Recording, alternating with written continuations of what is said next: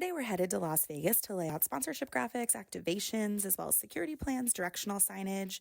I was up bright and early to head to the airport. I feel so lucky to be in the events industry, so any travel day with my team and clients gets me so excited. If you're an event salesperson and you're not doing site visits, change that. When you're selling an event, you're selling an experience, and it's just so important that you can story tell. So after a long travel day, I'm talking getting stuck in Salt Lake City for the night, I finally made it to my gate for my destination. Obviously, I had to watch the Olympics on my flight, and then I finally made it to Las Vegas. Now, I have a hot take. I love Las Vegas. Aside from the great food and entertainment, it's a city built for events, even starting with the airport. It's one of the only cities left in the country where taking a taxi is easier than Ubers.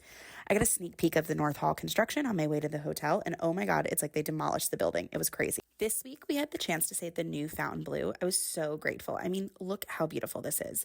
Since no one asked, flowers are my love language. Look at them replacing for fresh ones. Us event people love the details.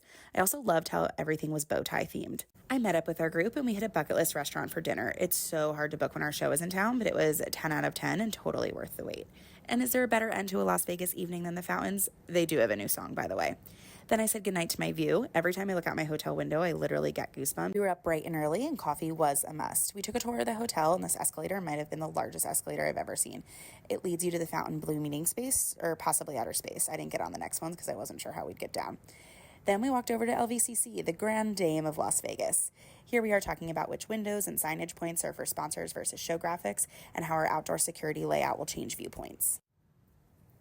This is the front of the West Hall, and truly, is there a prettier convention center? I mean, look at those cutouts. It's giving Doge's Palace in Venice. Goosebumps. My number one tip for site visits is to record videos and talk through them on what you're doing.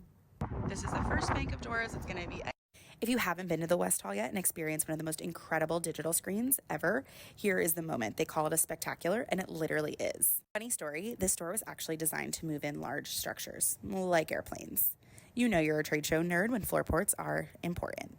Just look at this space. So much room for activities. I can't wait to fill up this space with our activations and bring our ideas to life. Except I won't lie, this entire time I kept singing the Hamilton song in my head. We're running out of time. But I think if you're an event salesperson, you know that's just our motto. Then it was time for a fruit break. Here's Caroline and some caffeinated greens because Vegas, 25,000 steps, tired.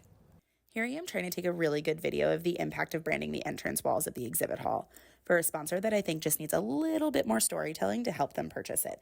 I mean, just imagine that walk up. Sponsor, you know who you are. I left this site visit with my head just exploding with ideas and plans. I was literally texting my exhibitors in the moment. Again, I just love this view so much. Gives me that gratitude moment all over again. The wires behind this digital screen are just crazy to me.